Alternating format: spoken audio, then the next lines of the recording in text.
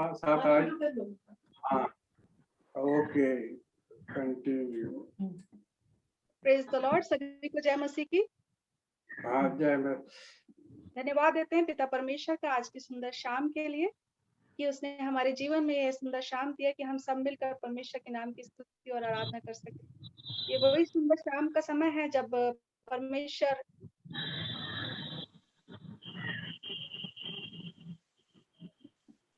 आदम और हवा से मिलने उस अदन की वाटिका में आया करते थे। चाहते हैं जैसे ब्राउन अंकल किया कि कलीसिया में विश्वास और प्रेम की उन्नति हो और वे एकजुटता से रहें।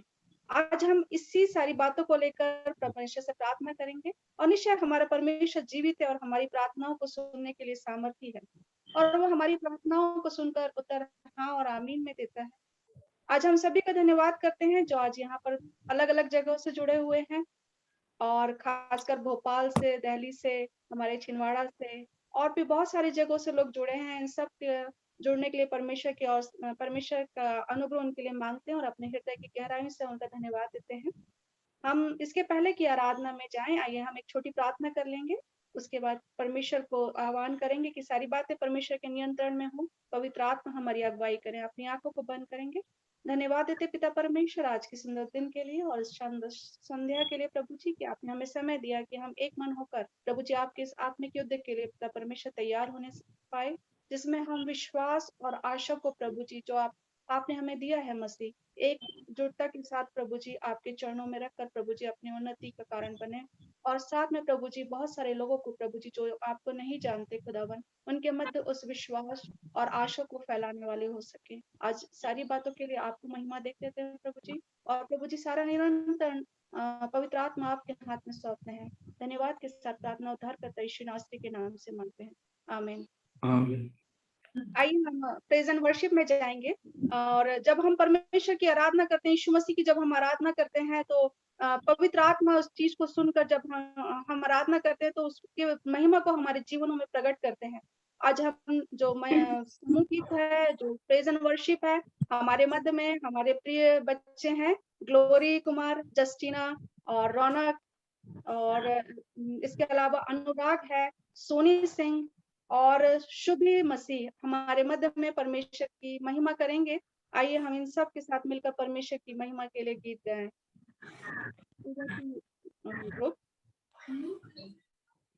आप सबों को जय मसीह की। हम सब परमेश्वर की महिमा के लिए गीत गाएंगे और अगर आप सबों को भी ये गीत आता है तो आप सभी भी हमारे साथ इसमें शामिल हो सकते हैं।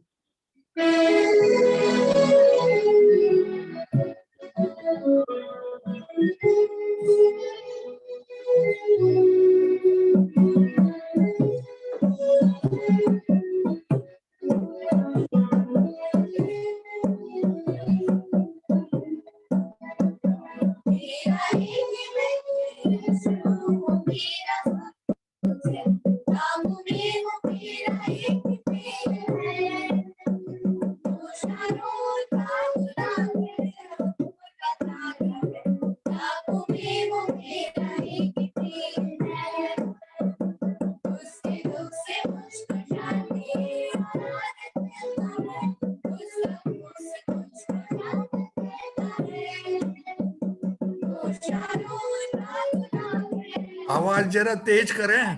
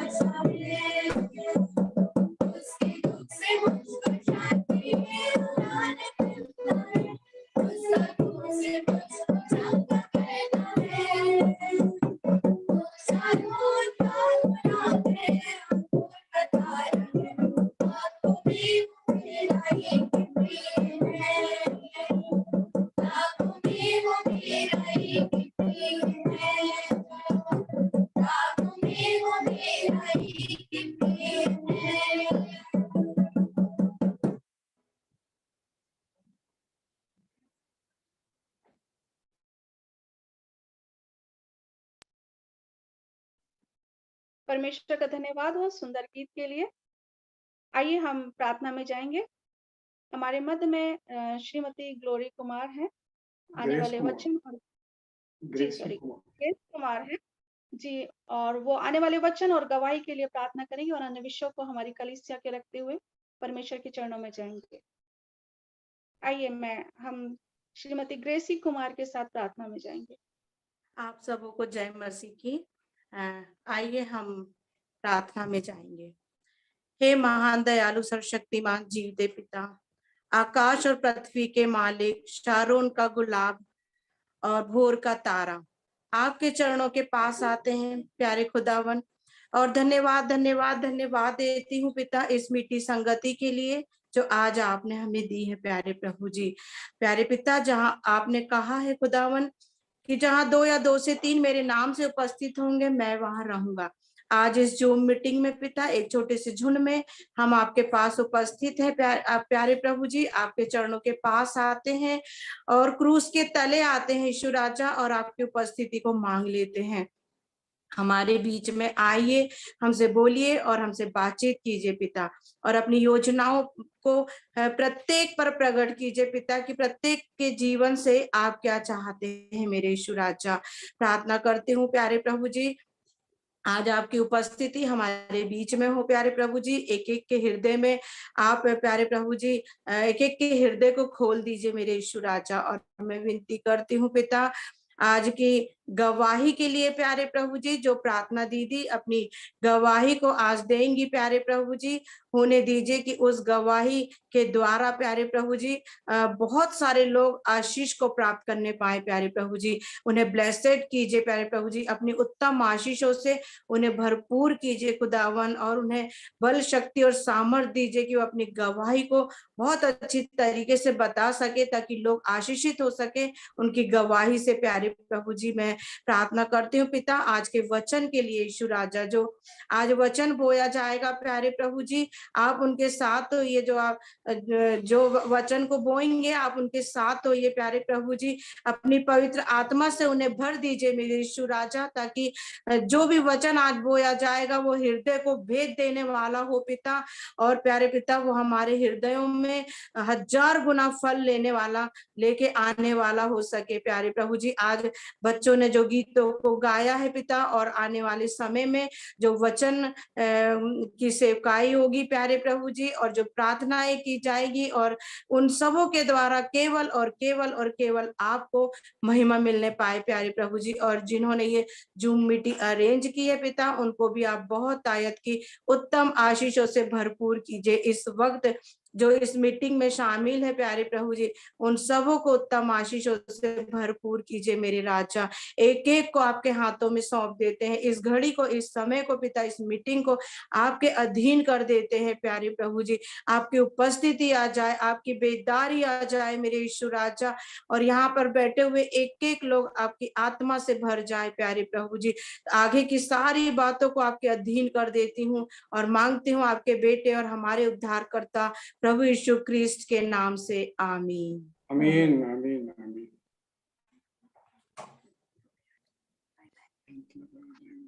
थैंक यू ग्रेसी दी सुंदर प्रार्थना के लिए। परमेश्वर आपको बहुत आशीषित करे।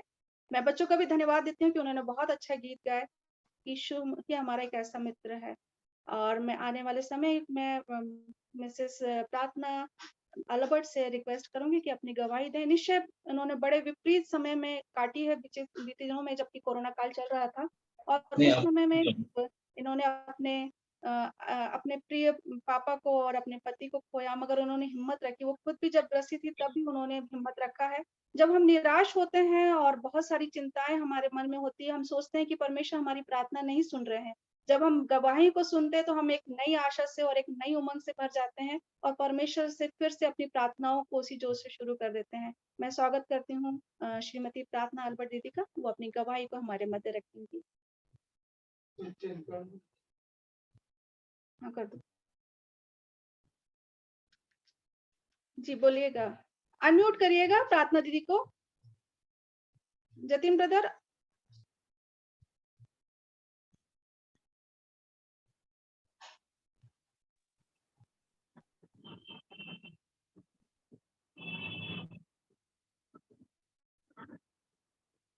प्रार्थना का नंबर है, प्रार्थना को बोलना खुद नहीं।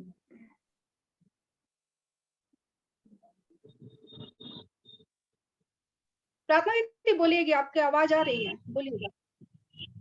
कुछ डिस्टरबेंस हो रहा, मुझे भी आवाज यहाँ पे स्पष्ट नहीं सुनाई दे रही है। ठीक, अभी आ रही है आपकी आवाज? बोलिए। बोलिए दीदी, बोलिए, आपकी आवाज आ रही है हमें, आप बोलिए।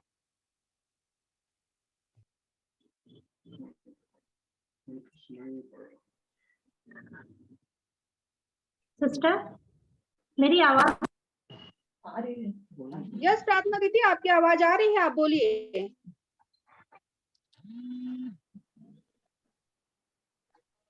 हाँ, आपकी आवाज आ रही है, आप बोलो, आप बोलो। वो डिस्कनेक्ट हो गई है किसी कारण से। हम आप उनको बोल रही हो, बिल्कुल क्लियर आ रहा है और आपकी फोटो भी ठीक आ रही है। बोलिए। चलिए, हम थोड़ा सा वेट कर लेते हैं, हम वचन के बोलो बाद कि अगर म्यूट चलने तो करें। कंटिन्यू कर लेंगे। हाँ, आप म्यूट करो। जय मसीह की। हाँ, जय मसीह की। हाँ, बोलिएगा, आ रही है आपकी आवाज।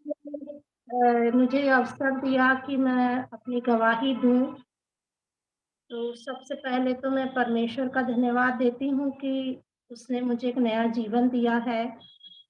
और जब मैं अपनी बिल्कुल उम्मीद खो चुकी थी कि दोबारा मैं इस संसार को देख पाऊंगी, ठीक होके बाहर आ पाऊंगी हॉस्पिटल से, क्योंकि जिस समय मेरे हस्बैंड की कोरोना से डेथ हुई, उस समय मैं भी आईसीयू में थी और वो एक बहुत ही कठिन समय था मेरे लिए।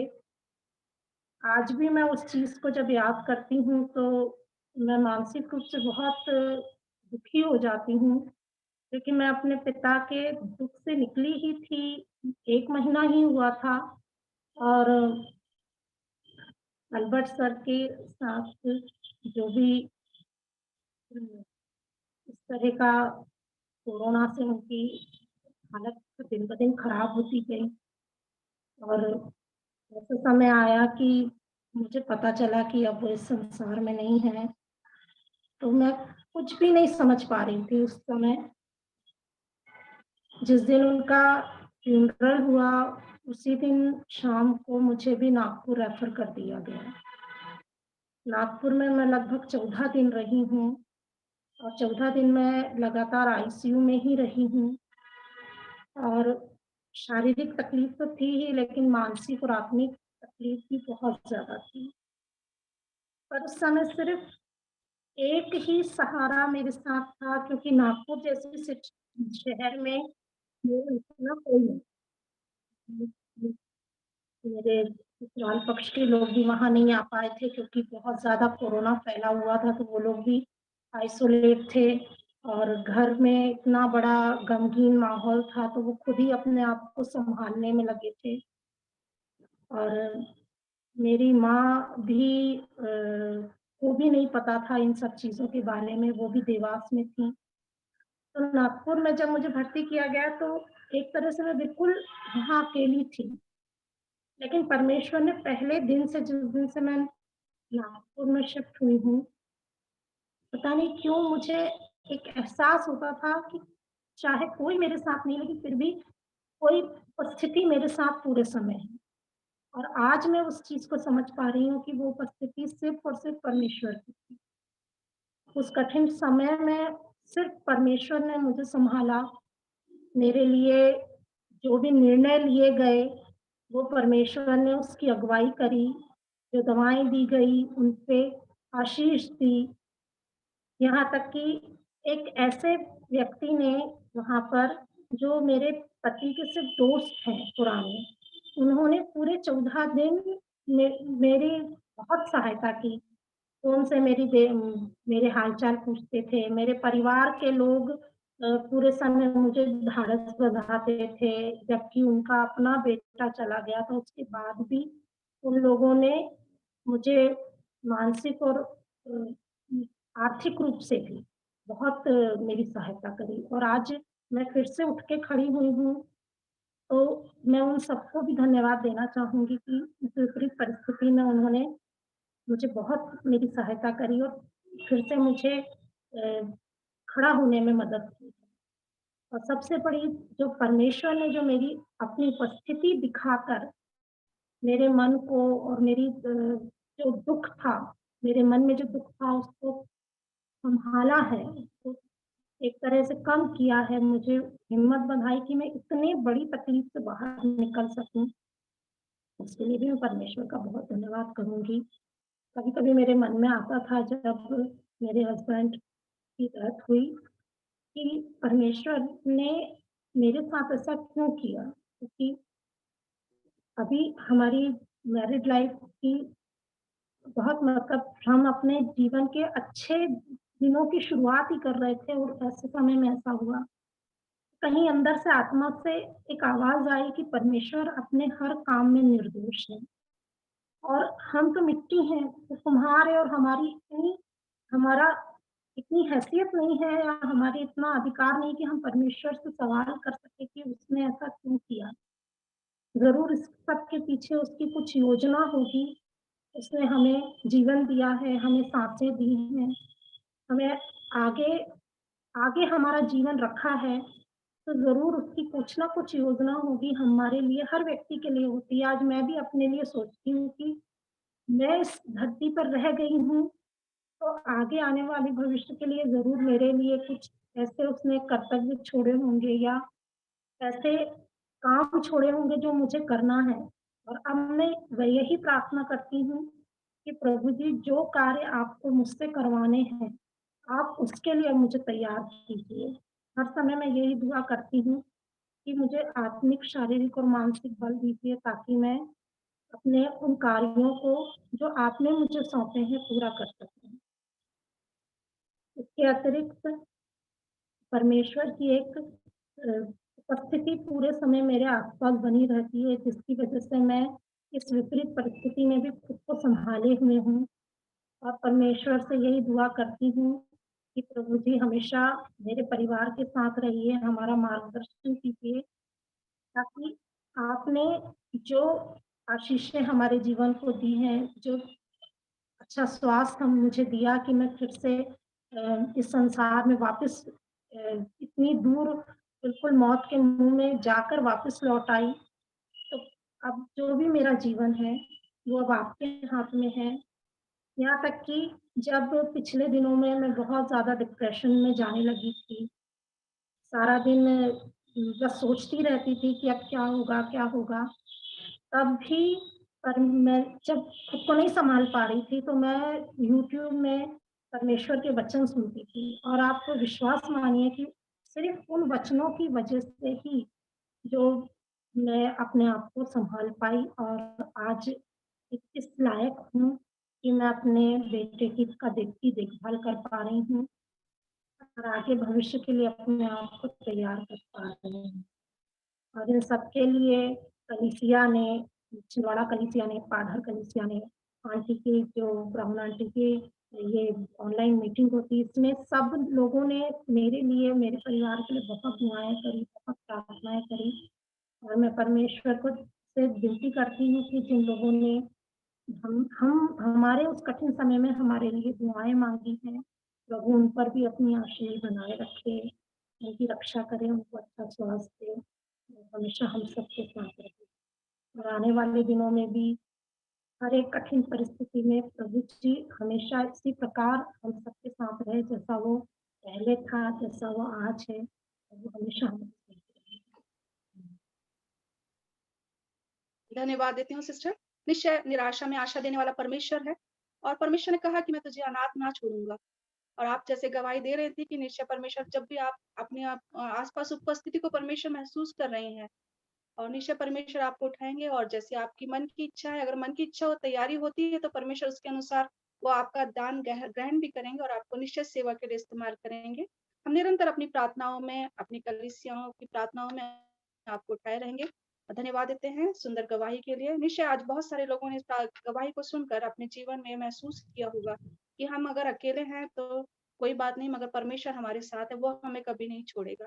आइए हम आने वाले वचन की तैयारी के लिए एक गीत सुनने पाएंगे, जो कि आशमा सोना ने गाया हुआ है, जो हमारे जो स्पीकर हैं आज, सुभाष सोना अंकल, उनकी बहू है, और जो संगीत दिया हुआ है उसमें वो सौरभ सोना भैया ने।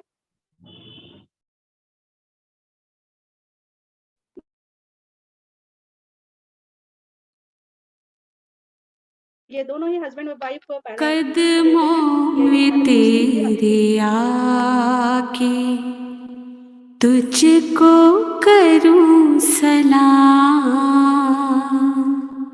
तुझको करूं सलाम।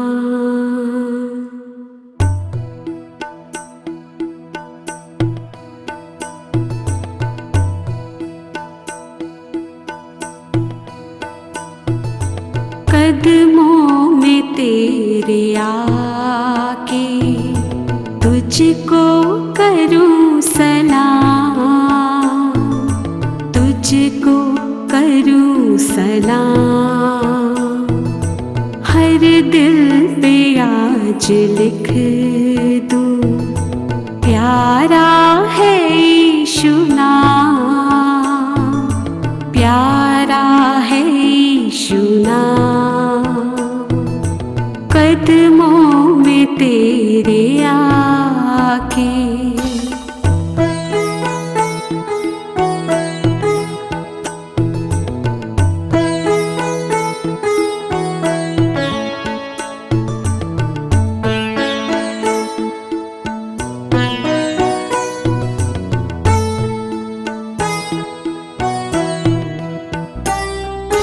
लायक नहीं थी मैं के आऊं तेरे करीब,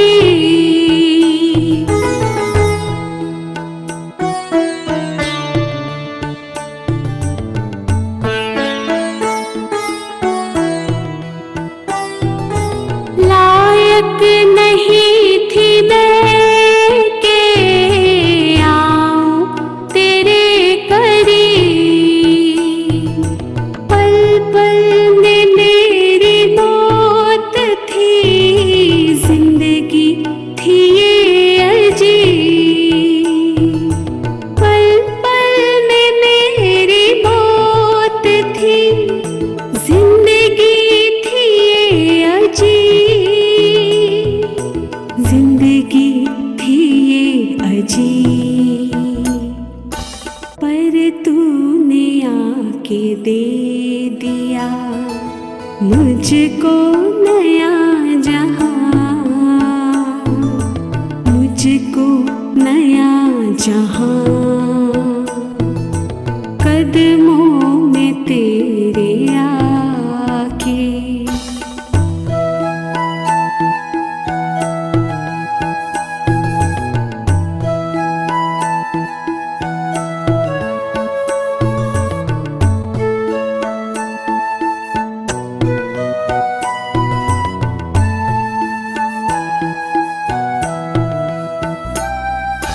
तेरी रूह से भरता रहे मुझे, ले मुझसे अपने काम।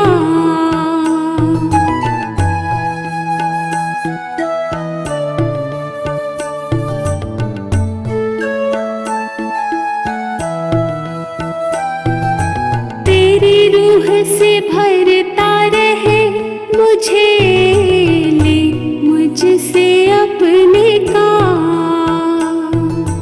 भर भर पिलाता रहे मुझे, मीठे प्यार का तू जाम। भर भर पिलाता रहे मुझे, मीठे प्यार का तू जाम।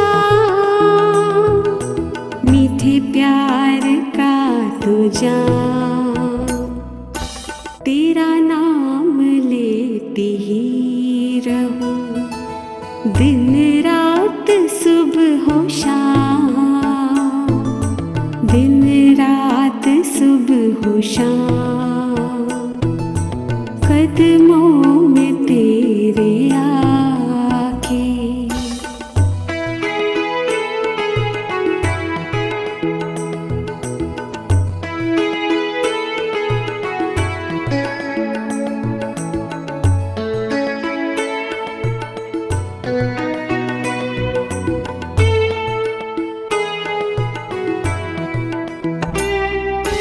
अब तेरे आने का मुझे करना है इंतजार।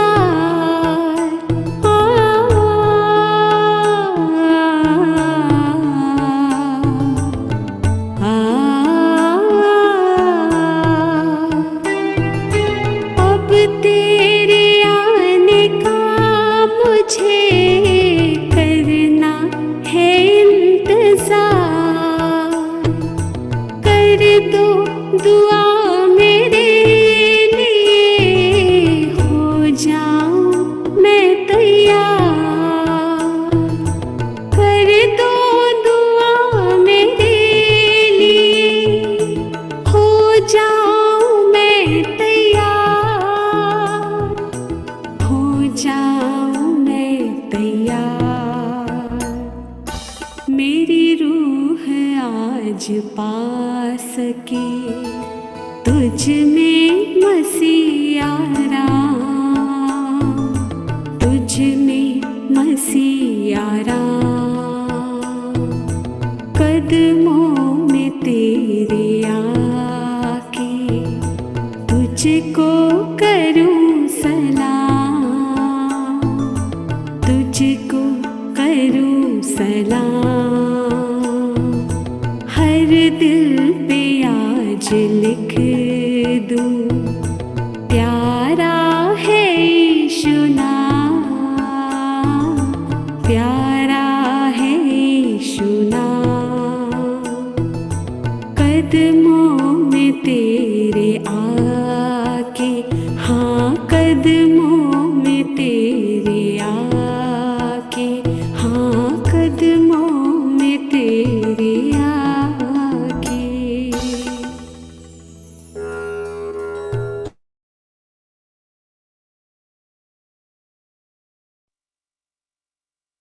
सिस्टर आशमा को धन्यवाद देते हैं सुंदर गीत के लिए।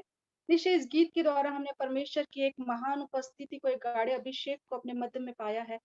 मैं आपको बताना चाहती हूँ कि ये जो गीत है वो उदित सोना अंकल ने लिखे हैं, जो जिनका हम पिछले 2 समय से समाचार सुनते आ रहे हैं, जो कि इलाहाबाद सेमिनरी में रिटायर्ड हो चुके हैं अपनी सेवा देते हुए। और इसमें जो संगीत दिया था, ये आसमा सिस्टर के हस्बैंड मिस्टर सौरभ सोना ने संगीत दिया था। आइए हम वचन में जाएंगे, इस वचन में जाएंगे। आज जो वचन सुनेंगे वो हम श्री सुभाष सोना अंकल के द्वारा सुने पाएंगे। मैं उनके बारे में बताऊं कि वो आरटीओ से एट डिप्टी कमिश्नर होकर रिटायर हुए हैं। हमारे छिंदवाड़ा में 4 साल तक उन्होंने सेवा करी थी। इसके बाद जब वो सिवनी गए और वहां पर रिटायर हो गए, उनका जो बचपन है वो छत्तीसगढ़ में बीता, जहां पर उन्होंने 11 तक यानी पढ़ाई की, वो जगदीशपुर जगह में। और उसके बाद वे भोपाल आ गए और भोपाल में उन्होंने अपनी बीएससी की पढ़ाई पूरी की। और उसके बाद बीएड करने के बाद वो एक शिक्षक के रूप में कार्य करने लगे जरा गांव में। और उस शिक्षक के कार्य करते करते ही उन्होंने अपनी पीएससी की तैयारी करी। इस समय जो बच्चे विशेषकर पीएससी की तैयारी कर रहे हैं वो अंकल को देखें और सीखें कि उन्होंने अपने शिक्षक का कार्य करते हुए भी पीएससी की तैयारी की थी। और उसके बाद उसमें वे सक्सेस हुए और उनको आरटीओ में जॉब मिला। शुरू में एज ए असिस्टेंट थे आरटीओ ऑफिसर, उसके बाद as a deputy commissioner RTO कर हमारे बीच में रिटायर हुए हैं। आइए हम वचन में जाएं। हम अपने बाइबलों को खोल लेंगे और जो आज का वचन है वो विश्वास और आशा के ऊपर है। जो उन्होंने वचन चुना हुआ है वो पहला थिस्सलुनीकियों उसका 5वां अध्याय 1 पद से लेकर 8वें पद तक हम वचन को खोल लेंगे। वहां पर इस प्रकार से लिखा हुआ है, पर हे भाइयों, इसका प्रयोजन नहीं कि समयों और कालों के विषय में तुम्हारे पास कुछ लिखा जाए, क्योंकि तुम आप ठीक जानते हो कि जैसा रात को चोर आता है, वैसा ही प्रभु का दिन आने वाला है, जब लोग कहते होंगे कि कुशल है, और कुछ भय नहीं। उन पर एकाएक विनाश आ पड़ेगा, जिस प्रकार गर्भवती पर पीड़ा, और वे किसी रीति से न बचेंगे। पर हे भाइयों, तुम तो अंधकार में नहीं हो कि वह दिन तुम पर चोर की नाई आ पड़े, क्योंकि तुम सब ज्योति की संतान और दिन की संतान हो, न के हैं न अंधकार के हैं। इसलिए हम औरों की नाई सोते न रहे और सावधान रहे, क्योंकि जो सोते हैं वे रात ही को सोते हैं, और जो मतवाले होते हैं वो रात ही को मतवाले होते हैं। हम जो दिन के हैं, विश्वास और प्रेम की झिलम पहनकर और उद्धार की आशा का टोप पहनकर सावधान रहे। आइए हम वचन में जाएंगे अंकल सुभाष सोना जी के साथ। Praise the Lord. सबको जय मसीह की। Praise the Lord. मैं सर्वप्रथम परमेश्वर को धन्यवाद देता हूँ इस समय के लिए। मैं भी सभा का एक हिस्सा बन पाया, और विशेषकर वचन की सेवकाई के लिए। और मैं विशेष रूप से धन्यवाद देता हूँ आदरणीय या ब्राउन जी का। से सारी बातों में मैं परमेश्वर का धन्यवाद देता हूँ, उसकी महिमा हो। जैसा कि मुझे ज्ञात हुआ कि इन दिनों विश्वास और आशा के ऊपर हम चर्चा कर रहे हैं, मनन कर रहे हैं। और ऐसे देखें तो विश्वास और आशा के बारे में बहुत सारे संदर्भ बाइबल में हैं, अलग अलग रूपों में उसको बताया गया, उसका उल्लेख किया गया है। और एक समय में हम केवल एक ही संदर्भ को ले सकते हैं, तो इसलिए आज मैंने केवल एक भाग लिया, और उस भाग में जो 8वां पद है वो हमारे लिए बहुत महत्वपूर्ण है, जिसमें विश्वास और आशा के बारे में दिया है। और वो ऐसे नहीं दिया है, एक हथियार के रूप में दिया है, आत्मिक हथियार, जिसका अध्ययन हम इफिसियों 6 उसके 10 से आगे भी पढ़ते हैं, तो यहाँ भी हथियार के रूप में दिया गया। तो इससे पहले कि हम इस विषय पर मनन करें, हम ये भी बात जान लें कि विश्वास और आशा को समझने के लिए हमारे पास एक तीसरे शब्द की भी आवश्यकता है, और उसके बगैर हम विश्वास और आशा को न तो समझ सकते हैं और न उसका प्रकाशन हमको मिल सकता है। क्योंकि यदि हम पहला कुरिन्थी 13 और 13 को पढ़ते हैं, तो उसमें साफ लिखा है कि अब जो है आशा, अविश्वास, आशा और प्रेम तीनों क्या है? स्थायी है, ऐसा लिखा है, परंतु इनमें सबसे बड़ा प्रेम है। यानी ये जो तीनों शब्द हैं, आशा, विश्वास और प्रेम, ये एक साथ चलते हैं। ये अबाइड लिखा है, यानी एक साथ चलते हैं, स्थायी हैं दोनों। हम इनको ऐसे कहें कि ये तीनों जो शब्द हैं एक दूसरे के पूरक हैं, और यदि हम किसी एक शब्द को जानना चाहें या उसको परिभाषित करना चाहें, तो दूसरे इन शब्दों की हमको आवश्यकता पड़ती है। और इसीलिए बाइबल में एक वर्ड आया है ट्रायड करके। ट्रायड यानी तीन चीजों का, यानी तीन जो विश्वास, आशा और प्रेम, इन तीनों शब्दों के समावेश को लेकर बाइबल में भिन्न भिन्न संदर्भ दिए गए हैं। और अगर आप पढ़ेंगे तो नए नियम में ऐसे जो है हमारे पास 10 संदर्भ हैं। पौलुस ने 6 संदर्भ लिखे हैं इस विश्वास, आशा और प्रेम के बारे में भिन्न भिन्न तरीके से। और इब्रानियों में 2 संदर्भ हैं, और पतरस की पत्री में भी 2 हैं। और जिनमें से एक संदर्भ अभी हमने देखा, पहला थिस्सलुनीकियों उसका 5वां अध्याय 8 पद, जिसमें हम विश्वास, आशा और प्रेम, इन तीनों का समावेश पाते हैं भिन्न भिन्न तरीके से। तो इन बातों को जानने के पहले सारांश में मैं इन तीनों शब्दों का बिब्लिकल मीनिंग, यानी बाइबल में इन शब्दों का क्या अर्थ है, जब तक हम नहीं जान पाएंगे तब तक हम किसी भी बात पर मनन नहीं कर पाएंगे।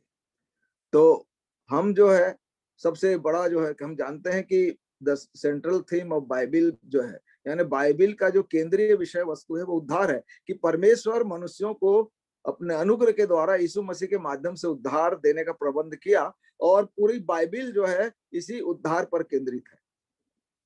और उद्धार शब्द जो है वो हमारे लिए नया नहीं है, छुड़ौती है। और परमेश्वर ने उस उद्धार का जो उपाय है, उसका जो जरिया है, वो विश्वास से किया है। कि हम उद्धार को विश्वास के द्वारा प्राप्त कर सकते हैं।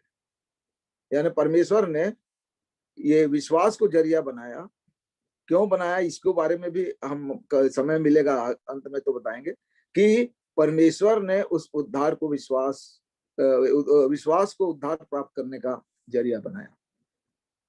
तो सबसे पहले हम विश्वास की बात करें, और आप सब लोग जानते हैं कि इब्रानियों का जो 11 अध्याय है वो इसी विश्वास की परिभाषा से प्रारंभ होता है। पहला पद जो है कि लिखा है अब विश्वास।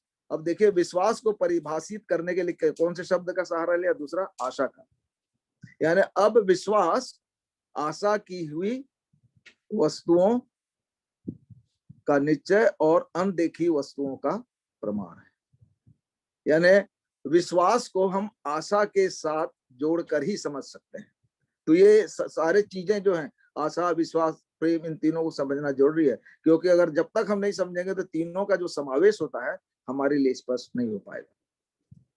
तो विश्वास के बारे में जैसे बाइबल परिभाषित करती है पहले पद में, और हम इस पूरे अध्याय में विश्वास के उदाहरणों को और आदर्श को देखते हैं।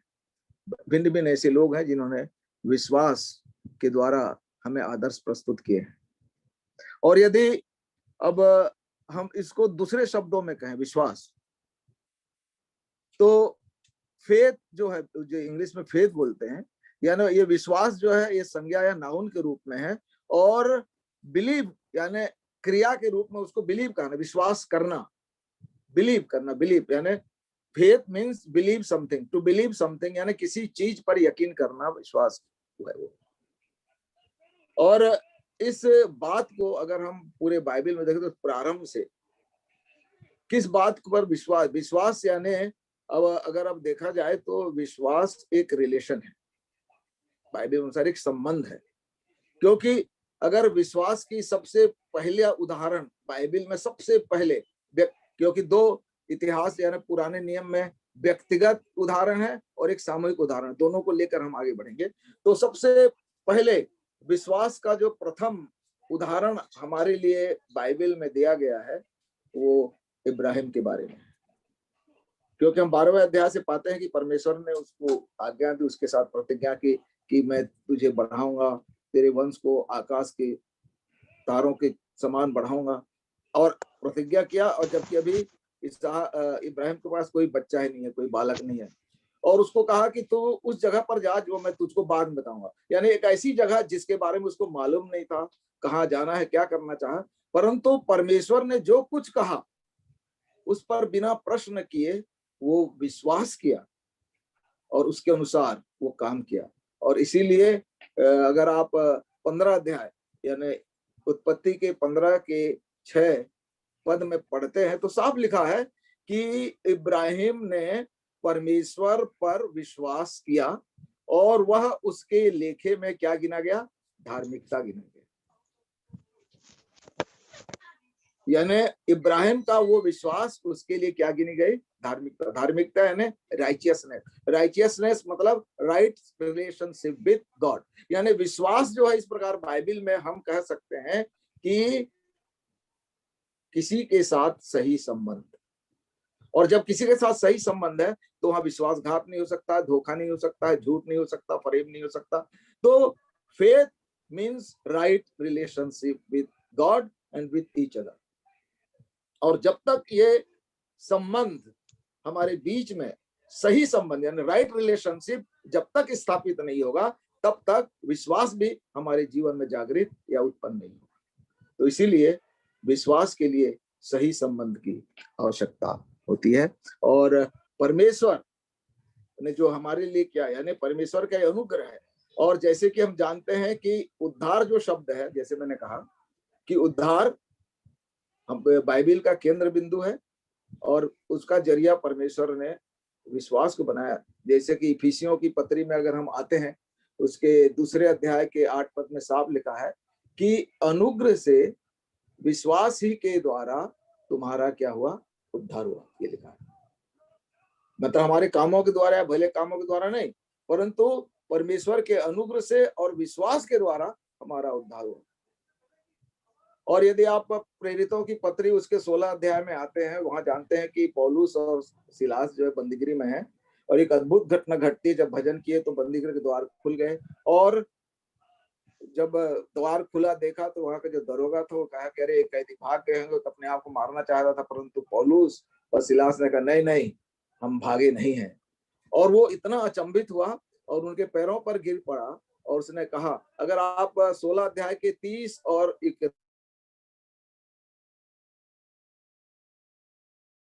प्राप्त करने के लिए मैं क्या करूं, ऐसा बोलता है। तो 31 पद में पौलुस उसको बोलता है कि तू परमेश्वर के पुत्र पर विश्वास कर, तो तू और तेरा घराना क्या पाएगा, उद्धार पाएगा। यानी और बहुत सारे हैं, परंतु मैं सारे संदर्भ में है। तो परमेश्वर ने विश्वास, यानी जब हम विश्वास करते हैं तो परमेश्वर ने उसको क्या कहा, उद्धार का जरिया बनाया। तो कोई ऐसी चीज जिसको हम नहीं देखते हैं, यानी अगर दूसरे शब्दों में कहे, रिश्ता तो बनता है, परंतु विश्वास जो है वो सत्य से संबंधित होता है। अगर हम बाइबल से अलग होकर उसकी एक परिभाषा करें तो उसको हम ऐसे कहेंगे कि किसी ऐसी चीज जिसको हमने देखा नहीं, या कोई घटना हमने देखी नहीं, या किसी वस्तु जिसके बारे में सुना नहीं, यदि उसको सुनकर हम उसको अपने मन में सत्य यानी सच्चाई के रूप में स्वीकार कर लेते हैं, तो वो हमारा विश्वास है। यानी किसी चीज को सत्य के रूप में स्वीकार करना विश्वास है। भले ही जैसे कहा, कई लोग झूठी बात पर भी विश्वास करते हैं, उनके लिए जैसे आज अंधविश्वास, यानी झूठी बातों पर भी लोग विश्वास कर रहे हैं, उनको अंधविश्वासी बोलते हैं इसीलिए। परंतु बाइबल जब विश्वास की बात करती है तो सच्चाई पर, when we believe in truth, that is our faith, यानी जब हम सच्चाई यानी सत्य पर विश्वास करें तो हमारा विश्वास है। और इसके लिए अगर आप देखेंगे तो बाइबल में जो बहुत सारी, दुनिया की सारी चीजें खत्म हो जाएंगी। आप जानते हैं कि दुनिया की सारी चीजें स्थायी सब खत्म हो जाएंगी, और केवल 5 चीजें न केवल सत्य हैं परंतु इटर्नल है, अनंत है, हमेशा सत्य है। वो है परमेश्वर सत्य है, यीशु मसीह सत्य है, उसका वचन सत्य है जो कभी बदलता नहीं, एक जैसा है, अटल है। पवित्र आत्मा सत्य है, उसका वचन सत्य है, और उससे बढ़कर आज कलीसिया भी एक सत्य है, सच्चाई के रूप में हमारे सामने है। यानी परमेश्वर ने उसको, यीशु मसीह जो सत्य है, उसकी नींव पर उसको खड़ा किया है, और इसीलिए कलीसिया को परमेश्वर का घराना भी बोला जाता है। यदि आप पहला तीमुथियुस उसके 3 अध्याय के 15 पद को पढ़ेंगे तो पौलुस तीमुथियुस को एक बात की बताता कि हे पौलुस, यदि मेरे आने में देरी हो जाए, ऐसा बोलता है। आप पढ़े होंगे, पहला तीमुथियुस उसके 3 अध्याय के 15 पद में बोलता है, यदि मेरे आने में देरी हो जाए तो तू यह जान ले कि परमेश्वर का कलीसिया, यानी कलीसिया जो क्या है, परमेश्वर का घराना है, और जो सत्य का खंबा है, ऐसा लिखा है, पिलर ऑफ ट्रूथ। क्यों? क्योंकि कलीसिया जो है, यीशु मसीह जो सत्य है उस नींव पर खड़ी है, इसलिए कलीसिया को पिलर ऑफ ट्रूथ कहा गया। तो हमारा विश्वास इस कलीसिया पर है। तो आज इन 5 स्थायी और अनंत चीजों पर जब हम विश्वास करते हैं, उनको सच्चाई के रूप में स्वीकार करते हैं, दैट इज अवर फेथ, वो हमारा विश्वास है। और जैसे कि मैंने कहा, इब्राहिम हमारे लिए व्यक्तिगत रूप से एक उदाहरण है विश्वास का, जिसने बिना देखे सब कुछ, परमेश्वर ने जो कुछ कहा उसको सत्य मानकर उसको स्वीकार किया और उसके अनुसार कार्य किया, और वो उसके लिखे में धार्मिकता है। और यदि पुराने नियम में ही एक सामूहिक विश्वास की बात करते हैं तो आप यदि गिनती की किताब में आएंगे, गिनती की किताब उसके 21 अध्याय आपने पढ़ा होगा, 21 अध्याय पद 4 से 9।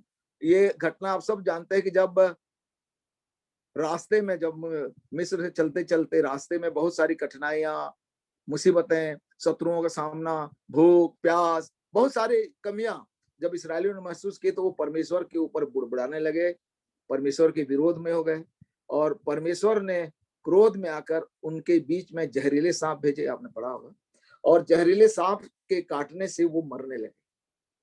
और जब वो मरने लगे तब उन्होंने पश्चाताप किया, उन्होंने लिखा, उन्होंने क्या किया, प्रार्थना की और कहा कि हमको बचा, यानी दैट वाज देयर कन्फेशन, यानी अपने पापों को कन्फेस किया। तब मूसा जो है एक मध्यस्थता के रूप में प्रार्थना किया और परमेश्वर ने उसको कहा कि तू एक जहरीले सांप का, पीतल का एक मूर्ति बना और उसको ऊंचे खंबे पर टांग, और जो कोई उसको विश्वास के साथ ताकेगा वो बच जाएगा। और ऐसा हुआ।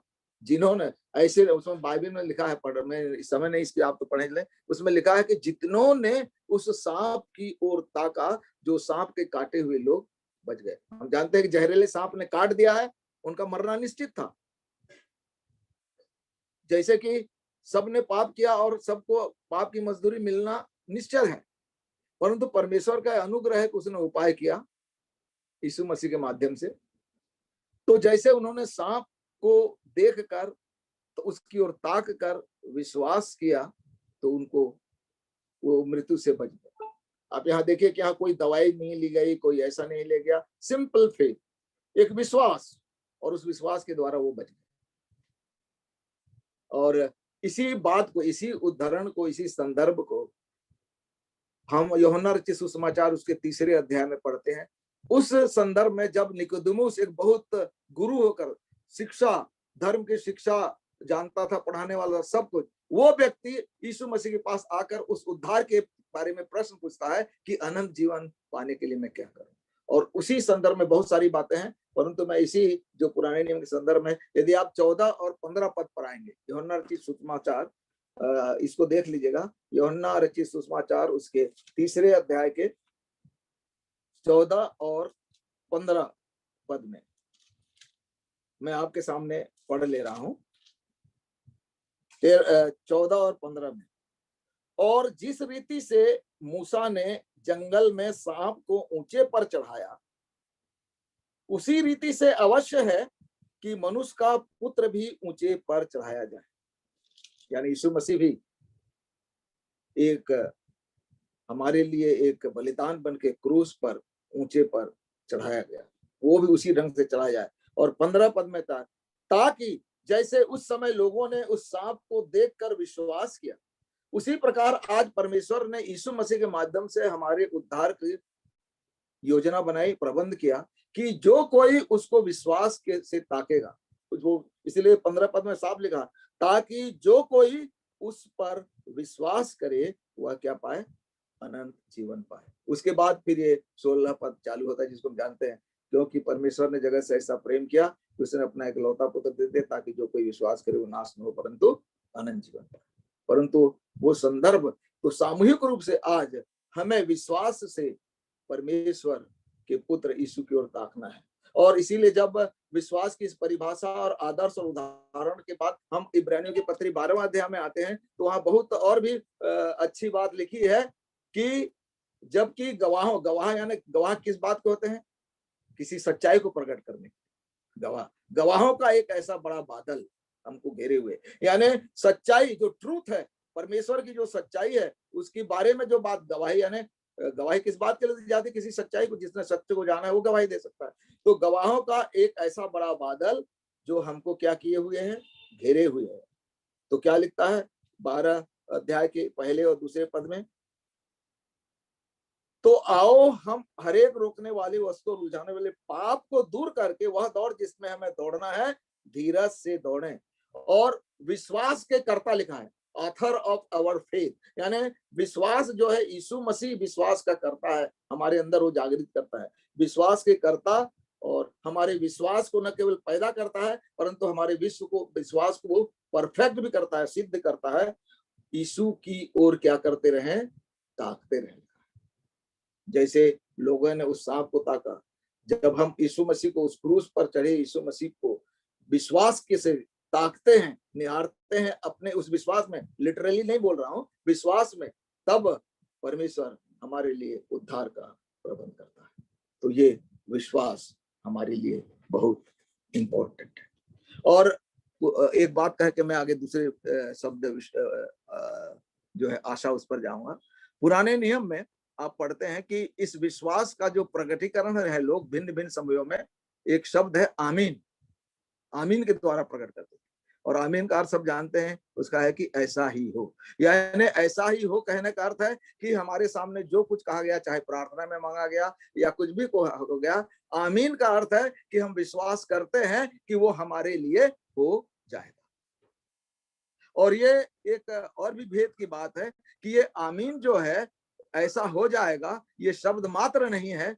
जैसे कि हम प्रकाशित वाक्य में पढ़ते हैं कि यीशु मसीह का बहुत सारे प्रतीकात्मक नाम हैं, बहुत सारे नामों से उसको संबोधित किया गया प्रकाशित वाक्य में।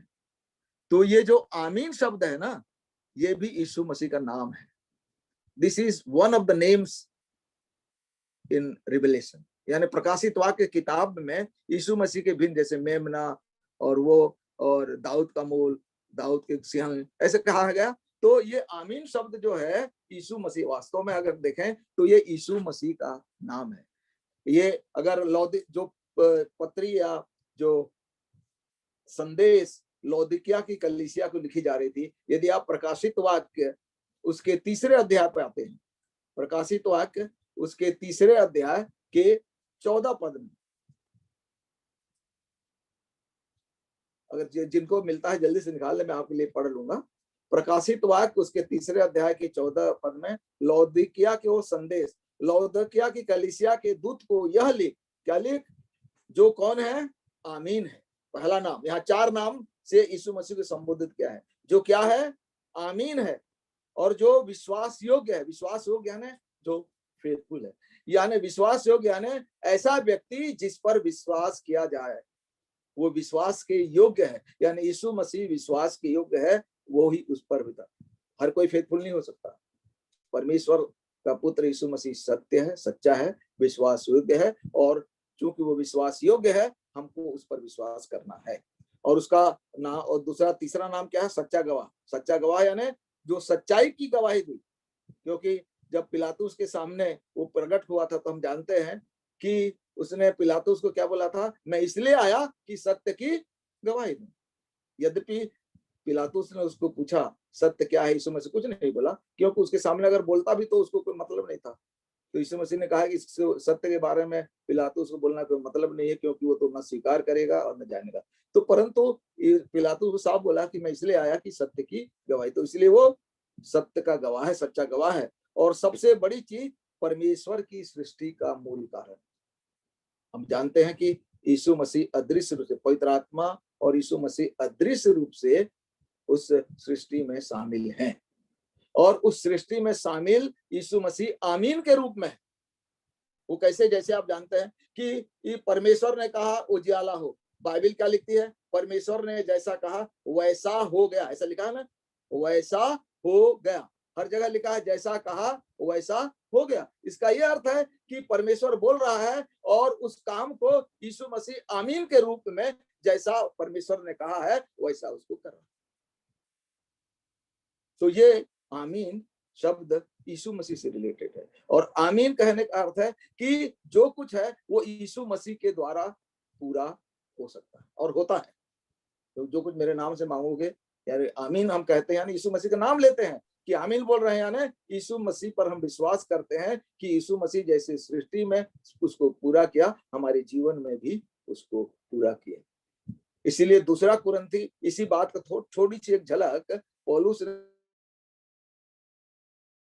2 कुरिन्थियों उसके पहले अध्याय, अगर आप पढ़ेंगे, कुरिन्थियों की नाम जो दूसरी पत्री उसने लिखी थी, उसका पहला पद, उसके पहला अध्याय उसके 20 पद को मैं आप पढ़ देता हूं आपके सामने। 2 कुरिन्थियों उसका पहला अध्याय 20 पद, क्योंकि परमेश्वर की जितनी प्रतिज्ञाएं हैं वे सब उसी में हाँ के साथ है, यानी यीशु मसीह के साथ हाँ के साथ हैं, इसीलिए उसके द्वारा क्या हुई, आमीन भी हुई। ये पौलुस उस सृष्टि के बारे में कह रहा है, उसी के द्वारा क्या हुई, आमीन भी हुई, कि हमारे द्वारा परमेश्वर की, यानी जब हम परमेश्वर के उस आमीन पर यानी उसके पर विश्वास करते हैं, तो हमारे जीवन में परमेश्वर की प्रतिज्ञाएं जो उद्धार की है, परमेश्वर की सारी प्रतिज्ञाएं यीशु मसीह के द्वारा आमीन में होकर पूरी होती है। तो ये जो विश्वास का जो हम अंगीकार करते हैं, ये आमीन के द्वारा हम करते हैं। तो आज विश्वास, हम इस चीज को जानते हैं कि एक संबंध है, एक रिलेशनशिप है, राइट रिलेशनशिप है। और विश्वास जो है किसी भी बात को सच्चाई के रूप में स्वीकार कर लेना, यानी आज यीशु मसीह पर विश्वास करना, यानी वो सत्य है, वो जो कुछ कहता है, जो कुछ करता है, वो हमारे लिए सच्चाई है, इसलिए हमको मानना है। तो विश्वास इस प्रकार, हम सारांश में बहुत सारी बातें हैं, पर मैं समझता हूं कि इतना विश्वास के बारे में कहना हमारे लिए स्पष्ट है। हम जल्दी से दूसरे विषय पर जो जाते हैं, आशा, होप। अब होप, जैसे कि मैंने कहा कि आशा जो है, विश्वास को परिभाषित करने के लिए आशा शब्द का सहारा लिया है। आशा की हुई वस्तुओं, आशा की हुई वस्तुओं का निश्चय। हालांकि विश्वास और आशा दोनों अलग हैं, हालांकि एक दूसरे के पूरक हैं, परंतु हम विश्वास को आशा के द्वारा समझते हैं। और आशा, अगर आप उसको डिफाइन करेंगे तो जो होप है, सारांश में लिखा है, होप मतलब होप इज द एक्सपेक्टेशन, यानी जो होप है, यानी इट इज डिजायर, यानी हमारी जो डिजायर है, इच्छा है, it is a desire with expectation, accompanied by expectation. और दूसरा जो उदाहरण इसको कहता है कि एक इंटरेस्ट, या इट इज एन इंटरेस्ट और Dzire which we feel cherished, which is fulfilled in cherish, यानी कोई ऐसी हमारे मन की इच्छा या हमारे अंदर कोई ऐसी रुचि जिसको हम मान लेते हैं, यद्यपि हमने अभी पाया नहीं, परंतु मान लेते हैं कि वो हो जाएगा, वो हमारे लिए एक आशा है।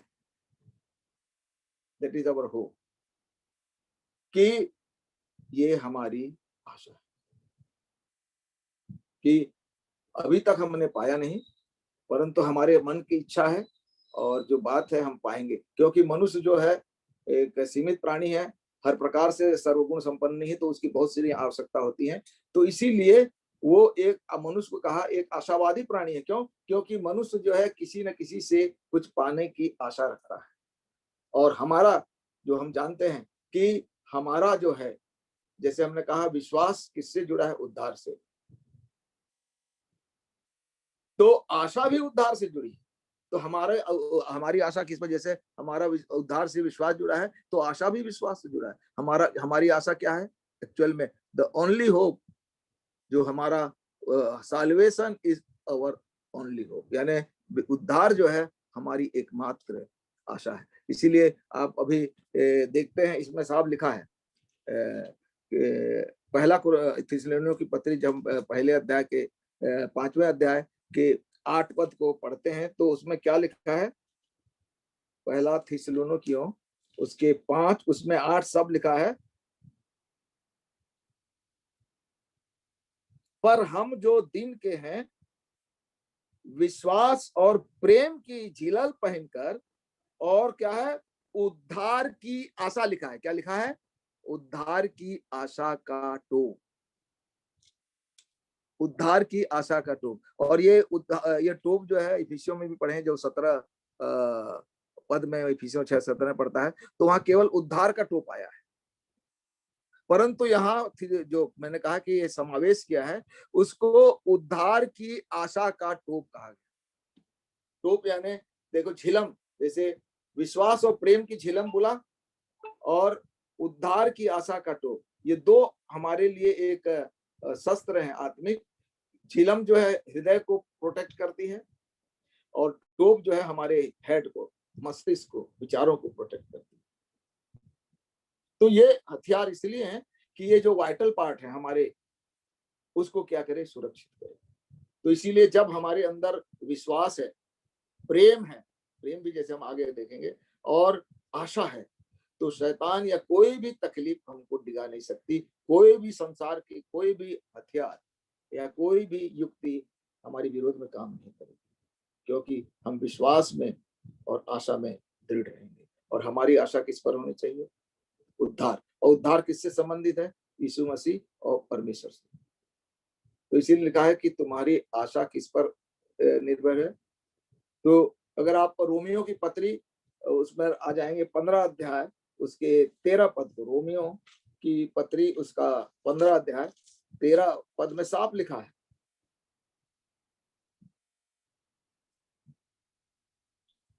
मैं पढ़ लेता हूं। परमेश्वर जो आशा का दाता है, लिखा है परमेश्वर जो आशा का, यानी the source of our hope is God. यीशु मसीह के बारे में बहुत जगह कहा गया है, जब समय नहीं कि मैं उन सब सारे बोलूं, परंतु इतना स्पष्ट है कि यीशु मसीह और उद्धार हमारी आशा है, वो हमारी आशा है, और वो हमें ही उसी पर हम आशा रखेंगे, विश्वास रखेंगे, तो वो प्रतिज्ञाएं हमारे जीवन में सच्चाई के साथ पूरी होगी। और इसीलिए पुराने नियम में भी इस बात को साफ लिखा है। तो ये वो एक ऐसा जाना पहचाना और सबके मुख में वो पद रहता है जो यिर्मयाह 29:11 को हम पढ़ते हैं कि जो कल्पनाएं मैं तुम्हारे लिए करता हूं वो लाभ की है, हानि की नहीं। और आखिर में क्या लगा, और अंत में मैं तुम्हारी आशा क्या करूंगा, पूरी करूंगा। अंत में तुम्हारी आशा, यानी आज हमारी आशा केवल एक व्यक्ति पर, विश्वास भी और आशा। और इस बात को पौलुस और भी गहराई के साथ जब इफिसियों को पत्र लिखता है 4 अध्याय में जब हम आते हैं तो सब में एक ही चीज बोलता है, एक ही सब कुछ है, कोई अलग अलग बात नहीं है। यानी जो विश्वास और आशा से संबंधित है उसी को मैं आपके सामने 4 अध्याय, इफिसियों की पत्री 4 अध्याय, उसमें जब मैं 4 पद में आता हूं तो एक ही देह है और एक ही आत्मा है, जैसे तुम्हें जो बुलाए गए थे अपने बुलाए जाने से क्या है, एक ही आशा है। ओनली वन होप, और that is Jesus Christ and God. और उसके बाद 5वें पद में जब आते हैं, एक ही प्रभु है और क्या है, एक ही विश्वास है, और ही नहीं। हमारा विश्वास केवल और केवल परमेश्वर पर, या इन 5 जो सत्य हैं केवल उन्हीं पर होना चाहिए, एक ही विश्वास। और अगर सबका विश्वास अलग अलग हो गया तो फिर एकता कहाँ होगी, कलीसिया में एकता कहाँ होगी? क्योंकि परमेश्वर सबका एक है, यीशु मसीह सबका एक है, बपतिस्मा एक है, आशा एक है, विश्वास एक है। अगर जब अलग अलग नहीं है तो फिर हम कलीसिया में अलग अलग क्यों? तो हमारी एकता क्या ये प्रतीक है कि हमारी एक ही आशा है और हमारी एक ही विश्वास। और इस प्रकार इस आशा के बाद जब हम जानते हैं तो ये जो उद्धार है वो हमारी आशा है, परमेश्वर हमारी आशा है। सारांश में मैं कह रहा हूं क्योंकि समय जल्दी में खत्म करना चाहता हूं। और उसके बाद आखिर में हम प्रेम के बारे में जानते हैं, क्योंकि कुरिन्थियों, जैसे मैंने कहा कि 10 जगह ये तीनों चीजों का समावेश किया गया है। तो कुरिन्थियों की पत्री 1 कुरिन्थी 13:13 में इन तीनों का विश्वास, आशा और प्रेम तीनों स्थायी है, दे अबाइड, दे रिमेन, ऐसा लिखा है। तो और इनमें सबसे बड़ा प्रेम क्यों कहा, सबसे बड़ा प्रेम क्यों कहा? क्योंकि अगर अब मैं कहा प्रेम शब्द जो है ये सब जानते हैं, प्रेम क्या, what is love, everybody knows. मुझको ज्यादा स्पष्ट करने की जरूरत नहीं है कि प्रेम क्या है, प्रेम के बारे में सब जानते हैं। परंतु जब हम कहें कि हम इसको शब्दों में व्यक्त करें कि व्हाट इज लव, तो हमारे लिए कठिन हो जाता है। हम जानते हैं, महसूस करते हैं, परंतु शब्दों में उसका बयान करना जरा मुश्किल है। तो पौलुस जो है प्रेम की जो बात है 1 कुरिन्थी 13 अध्याय जब पढ़ेंगे तो हमको प्रेम के बारे में सब कुछ पता चले। 4 पद से लेके जब 7 पद तक हम पढ़ते हैं तो प्रेम के बारे में जो वास्तविक परिभाषा आप पढ़िएगा, मैं भी समय नहीं कि मैं सबको बोलूं, तो वास्तविक परिभाषा अगर प्रेम की जानना चाहते हैं तो 1 कुरिन्थी 13:4 से लेके 7 तक हम पढ़ें। और इस पद में जब खास जाएंगे तो प्रेम को सबसे बड़ा क्यों कहा? प्रेम क्योंकि प्रेम ही है, जैसे हमने कहा विश्वास रिलेशन है, एक संबंध है, राइट रिलेशनशिप। तो जब तक प्रेम नहीं होगा क्या रिश्ते बनेंगे? नहीं बनेंगे। प्रेम आवश्यक है सही संबंधों के लिए, प्रेम आवश्यक है विश्वास के लिए, प्रेम आवश्यक है आशा के लिए। और इसीलिए ये बड़ा है। क्यों? क्योंकि अगर बाइबल में कई जगह पढ़ेंगे, परंतु मैं केवल 1 कुरिन्थी 13 अध्याय के 13 जो अध्याय उसी में ही बताऊंगा कि ये प्रेम है प्रेम ही हमारे अंदर विश्वास और आशा को जगाता है। It is love which generates faith and hope. यानी विश्वास और आशा को केवल प्रेम ही जगाता है। जैसे विश्वास की जो परिभाषा हमने कहा था ना कि आप पहला कुरिन्थी उसके 13 अध्याय से के 4 पद से लेके जो 7 पद तक पढ़ेंगे तो पूरी परिभाषा, तो उस परिभाषा में विश्वास और आशा जो दिया है उसको मैं आपके सामने लगता है। 7वें पद में ये दो दिया हुआ है। 7वां जो तो पहला कुरिन्थी उसका 13 अध्याय 7वां पद में, वह सब बातें सह लेता है। यानी this is also a virtue of love. यानी परमेश्वर परिभाषा के रूप में क्या है, वो लिखा है वह सब बातें सह लेता है। अब लिखता है सब बातों की क्या करता है, प्रतीति करता है। प्रतीति करना है ना बिलीव, विश्वास करना, ट्रस्ट करना। सब बातों की क्या करता है, प्रतीति करता है। सब बातों की क्या रखता है, आशा रखता है। ये भी लिखा है ना, सब बातों की आशा रखता है। यानी प्रेम जो है विश्वास और आशा को जन्म देता है। और इसीलिए प्रेम को सबसे बड़ा कहा कि यदि मेरे अंदर बहुत सारे गुण हैं, बहुत सारे स्पिरिचुअल गिफ्ट्स हैं, बहुत सारी चीजें हैं, सब कुछ करें, परंतु अगर मेरे जीवन में प्रेम नहीं है तो कुछ भी नहीं। क्योंकि बिना प्रेम के मेरे अंदर विश्वास जागृत नहीं हो सकता, मेरे अंदर आशा जागृत नहीं हो सकती। तो आशा और विश्वास के लिए आवश्यक है कि मैं उस प्रेम को जो परमेश्वर मेरे हृदय में डालना। जैसे आप रोमियो की पत्री 5:5 पढ़ते हैं कि आशा से लज्जा नहीं होती, ऐसे लिखा, आशा से लज्जा नहीं थी क्योंकि परमेश्वर ने अपने प्रेम को हमारे हृदय में पवित्र आत्मा के द्वारा दिया।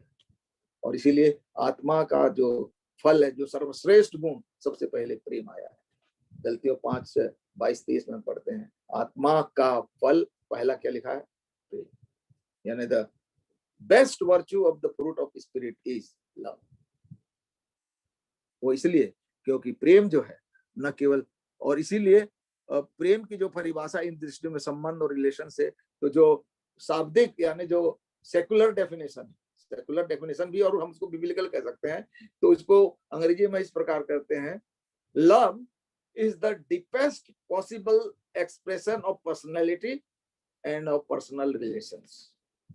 Love is the deepest possible expression of personality and personal relation. यानी अगर हम किसी आदमी के व्यक्तित्व या किसी आदमी के आपस के रिश्तों की अभिव्यक्ति करना चाहें तो केवल प्रेम के द्वारा कर सकते हैं। That is the only deepest possible expression. यानी सबसे संभावित गहरी एक अभिव्यक्ति है। यानी किसी व्यक्तित्व को या लोगों के व्यक्तिगत संबंधों की अभिव्यक्ति अगर हम करना चाहते हैं तो इट इज लव ओनली, प्रेम ही है। क्योंकि हम जानते हैं कि ये प्रेम जो है परमेश्वर के व्यक्तित्व को प्रकट करता है। पहला को यूहन्ना 4:8 और 16 में हम पढ़ते हैं ना कि परमेश्वर क्या है, प्रेम है। God is love. यानी ये प्रेम जो है परमेश्वर के व्यक्तित्व को प्रकट करता है। अगर हमारे जीवन में प्रेम है तो लोग अपने आप हमारे उस व्यक्तित्व को जानेंगे कि ये व्यक्ति प्रेमी है। तो एक और प्रेम नहीं है तब भी हम लोग जानेंगे कि अगर नहीं है तो फिर हमारा व्यक्तित्व कैसा हो भी जानेंगे। तो लव जो है हमारी पर्सनालिटी है, हमारे व्यक्तित्व। जैसे परमेश्वर प्रेम से जाना जाता है, हमको भी जाना चाहिए, और प्रेम होना हमारे लिए जरूरी है। इसीलिए तो पौलुस कहता है कि आपस में प्रेम के सिवा किसी बात में दूसरे के कर्जदार हमको नहीं। लव सबसे मोस्ट इंपॉर्टेंट इंग्रेडिएंट है, सबसे बड़ा एक अवयव है। और इस प्रेम के बगैर हमारे जीवन में कुछ भी नहीं, न आशा न विश्वास। और ये गहरा रिश्ता हमारे अंदर आ सकती है, और ये तभी हमारे जीवन में आएगा जब हमारे अंदर प्रेम है। तो हम इस बात को जाने कि ये जो शब्द आया है कि जब तक हम प्रेम को आशा और विश्वास से नहीं जोड़ेंगे तब तक ये सब कुछ अधूरा है। तो इसीलिए विश्वास भी प्रेम से और आशा भी परमेश्वर द्वारा दी गए प्रेम से हमारे अंदर जागृत हो सकती है। और आज हमें लोगों के सामने करना है, क्योंकि आज बहुत सारे लोग, अब जानते हैं हमारी आशा केवल क्या है, परमेश्वर। और इन दिनों में हम जानते हैं ये कोरोना के समय में बहुत सारी परिस्थितियां ऐसी निर्मित हुई कि आदमी के भविष्य में सब कुछ खराब दिखने लगा, कई नौकरियां गई, कई लोगों के प्रिय लोग बिछड़ गए, कई लोग जो है और भी तरह तरह के आर्थिक समस्याओं में, बहुत सारी समस्याओं में पड़े। और ऐसा समय आया कि स्वाभाविक रूप से मनुष्य के अंदर निराशा, आशा का उल्टा क्या है? निराशा, होपलेस, लाजमी है। परंतु आज वचन, परमेश्वर का वचन, जब विश्वास और आशा की बात करते हैं, हम जानते हैं कि परमेश्वर आशा का दाता है। परमेश्वर हमारी आशा को पूरा करता है, वो पूरा करने की प्रतिज्ञा करता है। तो ऐसे समय में चाहे हमारे जीवन में कैसी एक गवाही भी हमने सुना आज बहन के द्वारा कि अगर उसकी आशा परमेश्वर पर नहीं होती तो निराशा में, डिप्रेशन में चले जाती। परंतु यदि हमारा विश्वास और आशा परमेश्वर पर है तो हम हर परिस्थिति में आनंदित रहेंगे। निराशा, क्योंकि निराशा एक ऐसा हथियार है शैतान का जिसके माध्यम से वो हम पर अटैक करता है। परंतु यदि हम प्रेम, विश्वास और आशा में स्थिर हैं तो शैतान हमारा कुछ नहीं कर सकता। तो परमेश्वर करे कि आज हमारी आशा, हमारा विश्वास केवल परमेश्वर पर, उसके पुत्र पर, उसके वचन पर, पवित्र आत्मा पर और एकता के रूप में हम जो एक दूसरे से परमेश्वर के घराने कलीसिया में जुड़े हैं उस पर हो। और जब लोग हमारी एकता को, हमारे उस प्रेम को देखेंगे तभी हमारे लिए, उनके लिए एक गवाही होगी। आज ऐसे लोग जो सत्य को नहीं जानते, जो विश्वास नहीं करते, आज हमारे लिए अवसर है कि हम अपने जीवन से, प्रेम से, विश्वास से और अपनी आशा के द्वारा लोग जो निराशाहीन है, आशाहीन है, उनमें भी आशा जगाएं। क्यों? और ये जो वचन है, क्योंकि ये वचन ही, क्योंकि रोमियो में साफ लिखा है, विश्वास सुनने से और सुनना परमेश्वर के वचन से। तो जब तक ये सामर्थ्य वचन लोगों के हृदय में सच्चाई के रूप में नहीं जाएगा, लोग विश्वास नहीं करेंगे। तो आज कलीसियाओं को, अगुओं को ये अवसर है कि वो सामर्थ्य वचन जो दोधारी तलवार से भी चोखा है, प्रबल है, लोगों के बीच में जाए, ताकि ये वचन उनके हृदय में काम करे और लोग सच्चाई को जाने और विश्वास करें और उद्धार प्राप्त करें। परमेश्वर इन वचनों के द्वारा सबको आशीष दे। परमेश्वर का धन्यवाद उस सुंदर वचन के लिए। निश्चय परमेश्वर ने आज एक नेक्स्ट लेवल पर हम सबको ले गया इस वचन के द्वारा, विश्वास, आशा और प्रेम। निश्चय अगर हम विश्वास को थामे रहे, जैसे भैया बता रहे थे, और हमारी आशा और प्रेम उसके ऊपर है, तो हम निश्चय हम गहराई में परमेश्वर के साथ उतर कर और अपने उस उद्धार को प्राप्त कर सकते हैं। आइए हम इस वचन को जड़ पकड़ने के लिए और सारी परिवारों के लिए ब्रदर पवन मैथ्यू के साथ प्रार्थना करेंगे। और हमारे मध्य में आज हमारे रेवरेंड आरके दया जी हैं, और वचन प्रार्थना के बाद हम उनके द्वारा आशीर्वाद वचन ग्रहण करेंगे। भाई पवन मैथ्यू हमारी प्रार्थना में अगुवाई करेंगे। आइए हम प्रार्थना करेंगे। धन्यवाद धन्यवाद धन्यवाद अनुग्रहकारी प्रेमी दयालु पिता परमेश्वर, इस संध्या में हम आपके चरणों में आते हृदय से आपको लाखों करोड़ बार धन्यवाद देते पिता परमेश्वर, कि ऐसे समय में जबकि पिता परमेश्वर हम आपस में मिल नहीं पाते, चर्च नहीं जा पाते, एक साथ दुआ मीटिंग नहीं कर पाते, लेकिन पिता परमेश्वर ये ऑनलाइन वर्चुअल प्लेटफॉर्म के माध्यम से पिता परमेश्वर आपने हम सबको जोड़ा है, जिसमें पिता परमेश्वर हम सब लोग एकत्रित होके आपकी स्तुति आराधना करने पाते, आपके वचन को पढ़ते हैं, आपके वचन को सुनते हैं और प्रार्थनाएं करते। पिता परमेश्वर इस सुंदर अवसर के लिए आपको धन्यवाद देते हैं कि पिता परमेश्वर आपने ब्राउन अंकल और आंटी के माध्यम से पिता परमेश्वर उनके मन में आया कि जब ये महामारी फैली उसके बाद बहुत से लोग प्रभु आपके पास चले गए, और ऐसा समय था वो जो उसका बयान हम शब्दों में नहीं कर सकते। ऐसे दुख भरे समय के बाद जब उन्होंने देखा और ये प्रार्थना का ग्रुप आरंभ किया और कैसे लोगों ने अपनी गवाहियां दी, कैसे तेरे वचन को हमने सुना, और पिता परमेश्वर इस सभी के द्वारा हमें जो आत्मिक बल मिला उसके लिए हम धन्यवाद देते पिता परमेश्वर। हाँ प्रभु जी, हम धन्यवाद देते हैं आज के सुंदर वचन के लिए जो आपके दास सोना साहब के द्वारा हमें बताया गया कि कैसे आशा, विश्वास और प्रेम तीनों स्थायी हैं, लेकिन इसमें प्रेम सबसे बड़ा है। हाँ प्रभु जी, लेकिन प्रेम के बिना आशा अधूरी है, प्रेम के बिना विश्वास भी अधूरा है। हाँ प्रभु जी, तू ही आशा का दाता है और पिता परमेश्वर यीशु मसीह ही विश्वास योग्य है। हाँ प्रभु जी, हमें अपने विश्वास में और बढ़ाइए, हमें और ऐसा मन दीजिए कि हम एक दूसरे से प्रेम करें, क्योंकि आपका वचन कहता है कि जैसा मैंने तुमसे प्रेम किया है वैसे ही तुम भी आपस में एक दूसरे से प्रेम करो। हाँ पिता परमेश्वर, हमको सबको ऐसी शक्ति सामर्थ्य दे कि हम सब एक दूसरे से प्रेम करें, एक दूसरे को क्षमा करें और आपकी बताई हुई शिक्षाओं पे आगे बढ़ते हुए आपके राज के विस्तार के लिए काम में आने वाले हो सके। हाँ प्रभु जी, जबकि आज सिस्टर प्रार्थना अल्बर्ट ने बड़ी सुंदर गवाही दी, जबकि हम जानते हैं कि बीते समय में उनके पिता और उनके पति दोनों प्रभु में सो गए, लेकिन ऐसी दुख भरी अवस्था में आपने उनको संभाला, एक आशा दी जिससे पिता परमेश्वर वो सब प्रकार की ऐसी नेगेटिव नकारात्मक बातों से बच पाई और तेरे विश्वास में निरंतर आगे बढ़ते हुए आज जो सुंदर गवाही दी कि हाँ पिता परमेश्वर, जब उन्होंने आपकी ओर देखा, आप पे विश्वास किया, आप पे आशा भरी पिता परमेश्वर, तब आपने उन्हें वो शांति दी और वो अनुग्रह प्रदान किया जिससे वो पिता परमेश्वर आज हमें अच्छी स्वस्थ दिखाई दे रही हैं।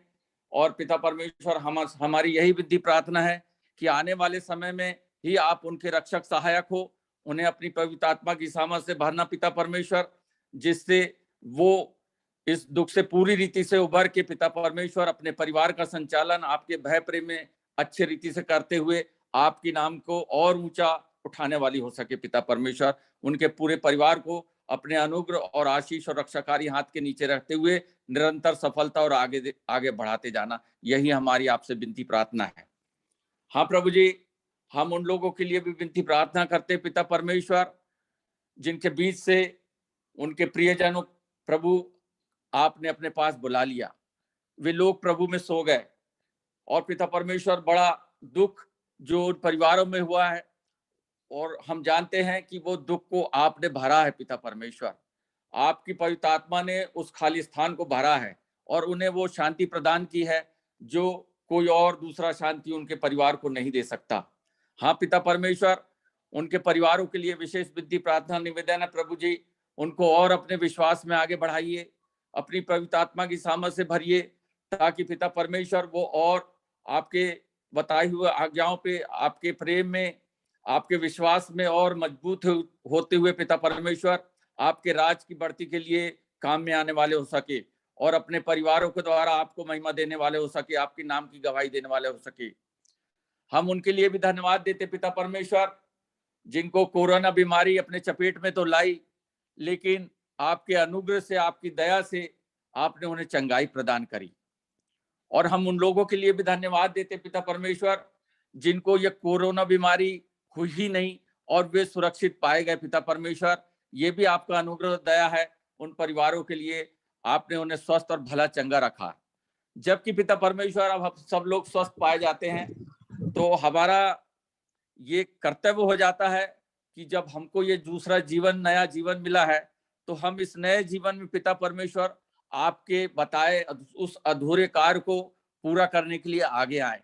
जो आपने स्वर्ग में उठाए जाते समय हमें बोला था कि तुम जाओ जगत के छोर तक सुसमाचार प्रचार करो, चेला बनाओ, लोगों को मेरी आज्ञा मानना सिखाओ और उन्हें पिता पुत्र और पवित्र आत्मा के नाम से बपतिस्मा दो।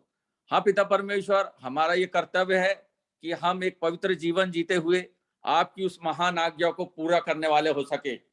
और यदि हम खुद नहीं भी जाएं पिता परमेश्वर तो ऐसे लोगों के लिए, ऐसे संस्थानों के लिए, ऐसे पास्टर प्रचारकों के लिए हम प्रार्थना करें पिता परमेश्वर, हम उनकी आर्थिक रूप से मदद करें पिता परमेश्वर, हम उनको इनकरेज करें और हो सके तो उनके साथ बीच बीच में जाके तेरे राज्य की बढ़ती के लिए कार्य करने वाले हो सके, ऐसा हमको शक्ति और सामर्थ प्रदान करना। क्योंकि पिता परमेश्वर समय कम है, क्योंकि आपके वचन में लिखा है खेत तो पके हैं लेकिन मजदूर थोड़े हैं। हाँ पिता परमेश्वर, हम सबको ऐसा मन दे कि आने वाले समय में ये जो नया जीवन दिया है, हम नहीं जानते कितने दिन और हमारे इस पृथ्वी पे हैं, लेकिन जितना भी दिन आपने हमें इस पृथ्वी पे रखा है, हमारा यही कर्तव्य है कि हम अपने इस जीवन में पिता परमेश्वर तेरे राज की बढ़ती के लिए योगदान देने वाले हो सके, कि जब न्याय का दिन आए पिता परमेश्वर तो हमारा नाम भी उस जीवन की पुस्तक में पाया जाए। पिता परमेश्वर, हमको अपने दिन गिनने की समझ दे प्रभु जी, कि हम अपना आकलन करें कि हम आज कहाँ खड़े हैं। हाँ पिता परमेश्वर, ये संसार हमें आकर्षित करता है और शैतान हमें बार बार गिराने की कोशिश करता है, पाप में हमें फंसाने की कोशिश करता है और कई बार हम गलत कार्यों में गिर भी जाते हैं। लेकिन पिता परमेश्वर जब जब हम पश्चाताप करते हैं, आपका अनुग्रह और दया से पिता परमेश्वर आप हमें माफ करते हैं और फिर उठा के खड़ा करते हैं। और आप यही चाहते हैं कि ये मेरे बच्चे हैं और मैं इनसे प्रेम करता हूं, और ये आपकी अनुग्रह दया से आपकी यही इच्छा है कि कोई भी आत्मा नाश ना हो, कोई भी उस नरक में ना जाए, लेकिन आप चाहते कि सब आत्माएं, सब लोग उस स्वर्गीय राज में प्रवेश करने वाले हो सके, जिसके लिए आपने हमारे लिए जगह तैयार किया है पिता परमेश्वर। क्योंकि एक समय आएगा जब न्याय करने के लिए आप आएंगे पिता परमेश्वर।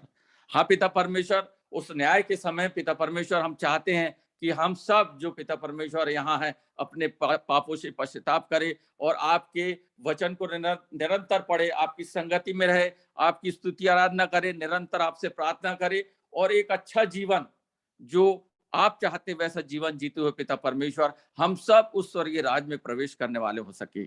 जितने भी जाने अनजाने पाप हमसे हो गए पिता परमेश्वर, मनसा वाचा कर्मना के द्वारा, शरीर के अंगों के द्वारा, आंखों की अभिलाषाओं के द्वारा, जिस भी प्रकार से हमसे कोई गलती पाप है पिता परमेश्वर, आज हम क्षमा चाहते हैं, हमें क्षमा कर और एक नया मन दे पिता परमेश्वर कि आज से पिता परमेश्वर हम सिर्फ तेरे नाम के लिए जिए और पिता परमेश्वर तेरे राज के लिए जीने पाए पिता परमेश्वर। हम हर प्रकार की बुराइयों से, गलत बातों से, लालच से, पाप से, बुराइयों से हमें बचाना पिता परमेश्वर, और शैतान के जाल फंदों से भी हमें बचाना, ताकि पिता परमेश्वर हम आपके पवित्र आत्मा की सहायता से आपके राज के विस्तार के लिए काम करने वाले हो सके और एक पवित्र जीवन जीते हुए पिता परमेश्वर आगे बढ़ने वाले हो सके। हाँ पिता परमेश्वर, हम धन्यवाद देते हैं कि पिता परमेश्वर आपने बहन सिल्विया लाल को एक दूसरे पुत्र के रूप में एक बालक को दिया है पिता परमेश्वर। हाँ पिता परमेश्वर, हमारी विनती प्रार्थना है कि दोनों माँ बेटे और उनके पति वो सब पिता परमेश्वर आपके भय प्रेम में रहते हुए उस बालक की परवरिश अच्छे रीति से करने पाए और उनके परिवार में आपस में प्रेम और शांति पाई जाए पिता परमेश्वर। आप जबकि एक प्रार्थना स्थायी है भाई मनीराम पहाड़े जो कि पटनिया चर्च के हैं, आने वाले समय में वो MPPSC का एग्जाम देने जा रहे हैं पिता परमेश्वर, आप उनके साथ हुए, उन्हें बुद्धि ज्ञान दीजिए ताकि वो भी अपनी परीक्षा में पास होके आपको महिमा देने वाले हो सके। हम इसी के साथ साथ तमाम उन विश्वासी बच्चों के लिए भी प्रार्थना करते जो आने वाले समय में MPPSC का एग्जाम देने जा रहे हैं पिता परमेश्वर, उन्हें बुद्धि ज्ञान दे, अपनी पवित्र आत्मा की सामर्थ से भर, ताकि वे इस परीक्षा को अच्छे से पास करें और अच्छे अच्छे उच्च पदों पे आके आपकी नाम की गवाही देने वाले हो सके पिता परमेश्वर। क्योंकि आपके वचन ने कहा है, आपने कहा है कि मैंने तुम्हें पूछ नहीं मगर से ठहराया पिता परमेश्वर। हाँ पिता परमेश्वर, अपना अनुग्रह उन सबों पे बनाए रखे पिता परमेश्वर। सारी बातों के लिए आपको धन्यवाद देते पिता परमेश्वर, और इस विनती को आपके प्यारे बेटे प्रभु यीशु मसीह के प्रिय और मधुर नाम से मांगते सुने और ग्रहण कीजिए, आमीन। आमीन। आशीर्वाद ग्रहण कर लेंगे पास आपके द्वारा। प्रभु की प्रार्थना करेंगे अपन जी सब लोग। प्रभु की प्रार्थना। हे हमारे तू जो स्वर्ग में है, तेरा नाम तेरी इच्छा जैसे स्वर्ग में पूरी होती है वैसे इस पृथ्वी पर भी हो। हमारे दिन भर की रोटी आज हमें दे, और जैसे हमने अपराधियों को क्षमा किया है वैसे ही हमारे अपराधों को क्षमा कर, और हमें परीक्षा में डाल दिया, क्योंकि राज और महिमा। आमीन। प्रभु हमें आशीष दे और हमारी रक्षा करे। प्रभु अपने मुख का प्रकाश हम पर चमकाए और हम सबों पर अनुग्रह करे। प्रभु अपना तेजस्वी रूप हम पर प्रकट करे और हम सबों को, सभी शोकित दुखित परिवारों को और दुख भोगते हुए संसार के लोगों को प्रभु यीशु मसीह में अपनी शांति दे। परमेश्वर पिता और पुत्र और पवित्र आत्मा के नाम से आमीन। आमीन आमीन प्रभु जी, आमीन। जय मसीह की। मैं परमेश्वर पिता का धन्यवाद देता हूँ कि हमने प्रार्थना की थी कि प्रभु जी ये कार्यक्रम, ये प्रार्थना मीटिंग अच्छे ढंग से हो जाए, कोई अड़चन ना आए। और हमने देखा कि हमने बड़ी आशीषित मीटिंग कर पाए। इसके लिए मैं परमेश्वर पिता का धन्यवाद देता हूँ। आप सबको जो इसमें शामिल हुए धन्यवाद देता हूँ। विशेष धन्यवाद सबसे पहले ग्लोरी और छोटे छोटे बच्चे जो हमारे साथ पहला वर्शिप गीत गाया, उनको धन्यवाद देता हूँ और इनकरेज करता हूँ कि आगे भी इसी प्रकार वो परमेश्वर की महिमा के लिए आगे बढ़ते चले जाएं। उसके बाद प्रार्थना अल्बर्ट, मिसेस प्रार्थना अल्बर्ट को धन्यवाद देता हूँ कि ऐसी सुंदर गवाही, इतनी कठिन परिस्थिति में वो गुजरी और उसके बाद उन्होंने हिम्मत की कि वो गवाही दे सकी। मैं परमेश्वर को धन्यवाद देता हूँ और प्रार्थना करता हूँ कि परमेश्वर उनके साथ बना रहे, उनके अल्बर्ट परिवार के साथ बना रहे। ब्रदर सालेम अल्बर्ट के परिवार, माता पिता, उनकी बहनें, उनके पत्नी, बच्चे के साथ कोई छोटा बच्चा है, उसकी परवरिश बहुत अच्छे से हो सके, परमेश्वर ऐसा प्रबंध करे। तो मैं बहुत धन्यवाद देता हूँ इस जीवित गवाही के लिए। हम सबका विश्वास बढ़ा कि इतनी कठिन परिस्थिति में भी हम परमेश्वर पे विश्वास करके आशा पे जीवन व्यतीत कर सकते हैं। और इसके बाद बेटी सौम्या जिसने गाना गाया है ना, आसमा को धन्यवाद देता हूँ। और हमारे जो भाई हैं छोटे सोना जी, उदित सोना, उनने इतना सुंदर गीत लिखा, कितने अच्छे भाव थे उसके। और मैं सोचता हूँ कि प्रार्थना मैडम की जो गवाही थी उससे वो निकल रही थी इस गाने से। और बहुत सुंदर गाया बेटी ने, बहुत बहुत उसको बधाई और धन्यवाद। और संगीत उनके पति ने दिया, धन्यवाद देता हूँ सोना परिवार को। और परमेश्वर के वचन हमसे बहुत अद्भुत रीति से बात किया। हमने इतनी गहराई से इस प्रेम, आशा और विश्वास के संबंध को जाना है। और सचमुच में हम लोग विश्वास की बात करने लगते हैं, आशा की बात करते हैं, बिना प्रेम के करते हैं, इसलिए काम नहीं आती। तो सबसे पहली चीज है कि हम प्रेम हो, और वो प्रेम हमारे जीवन में, हमारे परिवार में, हमारी कलीसिया में और आपसी संबंधों में दिखाई दे।